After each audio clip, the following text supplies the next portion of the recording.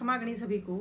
आज की दौड़ दौड़ भाग भरी जिंदगी के अंदर बहुत सी चीजें हमारे हाथ से छूटती जा रही हैं। उनमें से एक सच्चाई मैं आप लोगों के सामने लेके आई हूँ और मैं चाहती हूँ कि इसके माध्यम से मैं आप लोगों को कुछ समझाऊं, आपको वक्त रहते समझ में आ जाए तो बहुत कुछ सुधार हो सकता है और आपकी जिंदगी के कुछ पल बच सकते हैं। हम सभी जानते हैं कि आजकल वृद्धाश्रम बढ़ते जा रहे हैं।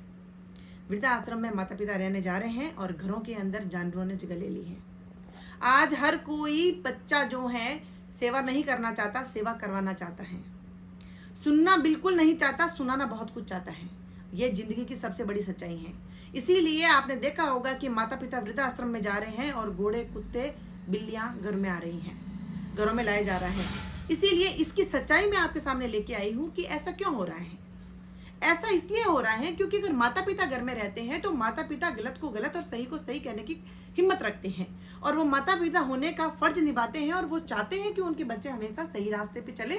इसीलिए वो हमेशा कोई भी गलत बात को टोकते हैं और टोकी हुई बात आज की जनरेशन को सहन ही नहीं होती। वो इन चीज को स्वीकार ही नहीं कर सकते कि हमें कोई टोके।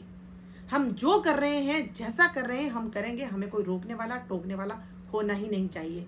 इसके लिए वो क्या करेंगे, क्योंकि पैसा उनके पास में बहुत है, तभी तो इतनी खलबली मची है उनकी जिंदगी में। इसीलिए वो कहेंगे माता पिता को तो वहां डाल देते हैं जहां पे उनकी आवाज हम तक नहीं पहुंचे, वहां हम पैसा दे देंगे। हालांकि उससे आधे खर्च में माता पिता घर में रह सकते हैं, लेकिन नहीं, क्योंकि माता पिता घर में रहेंगे तो वो बोलेंगे, कहेंगे और हम सुनना नहीं चाहते। अब देखिए, जब सुनना नहीं चाहते तो माता पिता को वृद्धाश्रम में शिफ्ट कर दो। घर में अगर माता पिता के ऊपर 10,000 का खर्चा आ रहा है, वृद्धाश्रम में हम लोग 20,000 रुपए दे देंगे, इतना वो एक्सेप्ट कर लेते हैं क्योंकि पैसा देना उनके लिए बहुत ईजी है। क्योंकि ये इनके प्रकार आजकल पैसे कमाने के लिए बहुत से सोर्स हैं जहां से पैसा कमाया जा सकता है। अब देखिए कि घर में कुछ करने के लिए, ऐसा कुछ करने के लिए जिसपे हम तानाशाही कर सके, जिसके हम अपना रौब जमा सके, वो कौन होगा? क्योंकि इंसान तो बोलेगा, तो वो लेके आ जाते हैं घर में जानवर। अब जानवर को जैसा आप रखेंगे वैसा वो रहेगा और रॉयल्टी बनी रहेगी समाज में। ये कहेंगे देखो वो जानवर पालता है, यानी कुत्ता पाल रखा उसने घर में बिल्लियां पाल रखी, उसने ये पाल रखा है, वो पाल रखा, पेट्स बहुत सारे हैं आज।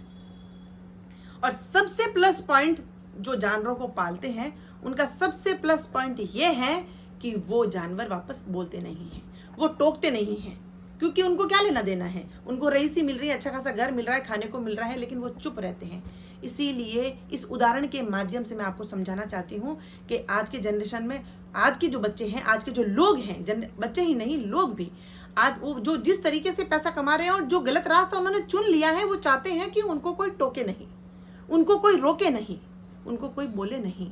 इसीलिए वो जानवर घर में ले आते हैं ताकि थोड़ी सी कंपनी मिल जाए उनको और सुनाने के लिए मिल जाए, तानाशाही करने के लिए उनको जैसे जो मालिक वाली फील आ जाए। और जानवर बोलते बेचारा बोलेगा ही क्या, जैसा उसको रखा जाएगा वैसा वो रहेगा।